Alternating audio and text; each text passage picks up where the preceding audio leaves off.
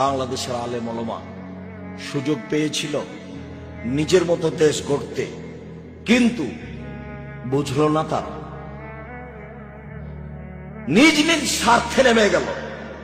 সবাই বসে, যারা মনে করে আমরা কোরআন হাদিস বুঝি, হানাফি হোক, শাফি হোক, মালিকি হোক, হাম্বলি হোক, যেই হোক না কেন, তারা যদি নিজ স্বার্থ ত্যাগ করে বাংলাদেশের মাটিতে পরামর্শের ভিত্তিতে নেতা নির্বাচন হবে, এই পদক্ষেপ যদি তারা হাতে নিত, তাহলে যারা গাদ্দারি করছে, করেছে, করবে, এরা সুযোগ পেত না। কিন্তু আমি আর আপনি তো সুযোগ নিলাম।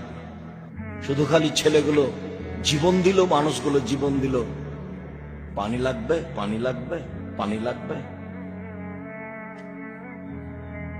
সুযোগকে মাটির সাথে মিশিয়ে দিল। সবাই নিজ নিজ স্বার্থ নিয়ে চলল ধর্মের নামে।